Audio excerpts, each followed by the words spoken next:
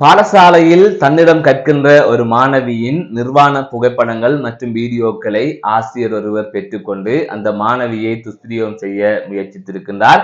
இதைவிட பல மாணவிகளை அவர் இவ்வாறு துஷ்பிரயோகத்திற்கு உட்படுத்தி இருக்கின்றார்.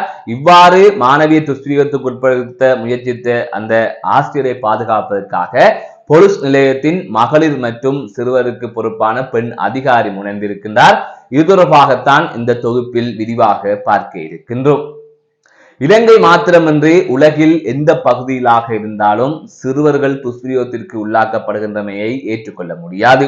அதிலும் கல்வி கற்பிக்கின்ற ஆசிரியர்கள் தங்களது மாணவ மாணவிகளை துஷ்பிரயோகத்திற்கு உட்படுத்துகின்றமை என்பது வேதனையின் உச்சம், துயரத்தின் உச்சம் என்று சொல்லலாம்.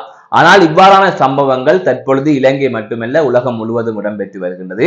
அதனை தாண்டி வடக்கு கிழக்கு, அதாவது இலங்கையின் வடக்கு கிழக்கு பகுதிகளில் தமிழ் ஆசிரியர்களும் இவ்வாறான கேவலமான செயல்களில் சிலர் ஈடுபடுகின்றமை தொடர்பான செய்திகளும் கடந்த காலங்களிலே வெளியாகி இருக்கின்றது.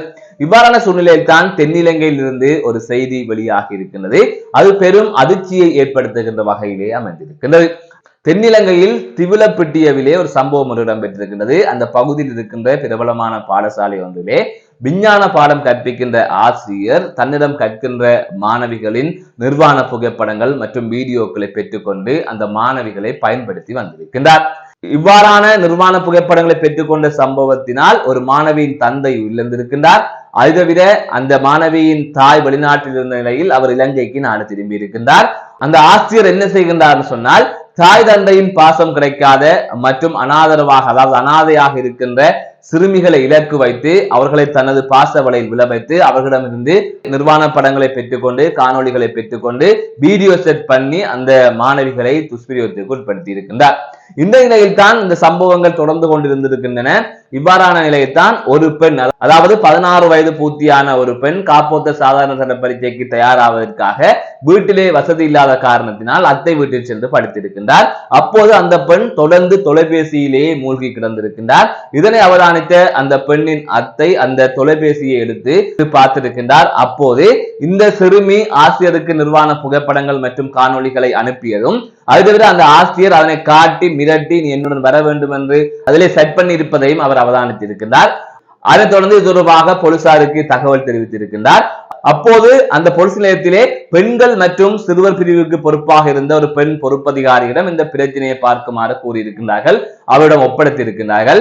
இந்த நிலையில் தான் அந்த பொறுப்பதிகாரி குறித்த ஆசிரியரை காப்பாற்றுவதற்கு முயற்சிகளை மேற்கொண்டிருக்கின்றார். அதாவது 16 வயது அந்த மாணவிக்கு பூர்த்தி ஆகியது. ஆகவே இருவரும் விருப்பப்பட்டு கதைத்தாலோ அல்லது நிர்வாண புகைப்படங்களை அனுப்பி கொண்டாலோ அதிலேயே எந்த பிழையும் இல்லை. அதை தவிர அந்த ஆசிரியர் அந்த மாணவிக்கு உதவுவதற்கு தான் முனைந்திருக்கின்றார். அதை தாண்டி அவர் தொடர்பாக யாராவது பேசினால் அவரை தொந்தரவு செய்வதாக கூறி அவர்கள் மீது நடவடிக்கை எடுக்க நேரிடும் என்று மிரட்டி இருக்கின்றார். இவ்வாறான பின்னணியில் தான் இந்த சம்பவம் தொடர்பாக பாடசாலை சமூகம் பெரும் அதிர்ச்சி அடைந்திருக்கின்றது. அந்த மாணவி கல்வி கற்கின்ற அந்த பாடசாலையின் அதிபர் இது தொடர்பாக வலய கல்வி பணிமனைக்கும் தகவல் தெரிவித்திருக்கின்றார். இதனை இப்படியே விட முடியாது, இந்த ஆசிரியரால் பல மாணவிகள் பாதிக்கப்பட்டிருக்கிறார்கள், அவர்கள் அனைவரையும் ஒன்றிணைத்து தொடர்பாக நடவடிக்கை எடுக்க வேண்டும் என்று தற்பொழுது முனைந்து வருவதாக அந்த செய்தியிலே குறிப்பிடப்பட்டிருக்கின்றது. இது தொடர்பான செய்தி ஊடகங்களிலே வெளியாகி இருக்கின்றது. இதிலே இந்த விடயங்களை பார்க்கின்ற போது உண்மையிலே தொடர்ந்து இவ்வாறான சம்பவங்கள் இடம்பெறுகின்றது. தென்னிலங்கையிலே அதிகளவான சம்பவங்கள் இடம்பெறுகின்றது. கடந்த வருடத்துக்கு முன்பு கூட ஒரு செய்தி வெளியாக இருந்தது. ஒரு ஆசிரியரின் மடிக்கணனியில் இருந்து தன்னிடம் கற்கின்ற பல மாணவிகளின் ஆபாச படங்கள் இருப்பதை கண்டு மனைவி போலீசிலே முறைப்பாடு கொடுத்திருந்தார். அது இப்படியான வேலைகளை பலர் செய்து வருகின்றார்கள், பல ஆசிரியர்கள் செய்து வருகின்றார்கள். தொலைபேசியிலே மாணவிகள் மூழ்கி கிடந்தால் அது தொடர்பாக அவதானமாக இருக்க வேண்டும். இது இலங்கையில் இருக்கின்ற அனைவருக்குமே பொருந்தும். தமிழ், சிங்களம், முஸ்லிம் என்றில்லை, அனைத்து இடங்களிலுமே நடக்கின்றது. ஆனால் பலர் முறைப்பாடு கொடுக்க செல்வதில்லை, சிலர் மட்டும்தான் முறைப்பாடு கொடுக்க செல்கின்றார்கள். அப்படியே முறைப்பாடு கொடுக்க போகின்றவர்களுக்கு எதிராகவும் போலீசார் இவ்வாறு செயற்பட்டால் அந்த நிலைமையை யோசித்து பாருங்கள், அவர்கள் எங்கே போய் நீதியை பெறுவதென்று. அது தவிர தொலைபேசியில் மூழ்கி கிடந்தால் அவதானியுங்கள், பெற்றோர் பிள்ளைகளுடன் பேசுங்கள், வேறு வீடுகளில் விட்டால் அது தொடர்பாக அவதானிக்க சொல்லுங்கள், இது தொடர்பாக கரிசனை எடுத்துக் கொள்ளுங்கள். இந்த செய்தி என்பது உங்களுக்கு மிக மிக முக்கியமானது. காரணம், இதனை வைத்துத்தான் நீங்கள் விழிப்புணர்வு அடைய வேண்டும். ஆகவே என்னுடைய பிள்ளை எப்படி செய்யாது, என்னுடைய பிள்ளைக்கு எப்படி நடக்காதுன்னு நினைக்காதீர்கள். பிள்ளைகள் தொடர்பாக அவதானமாக இருங்கள். மீண்டும் ஒரு காணொலி சந்திக்கின்றேன். நான் நடராஜ் அஜயகாந்தன்.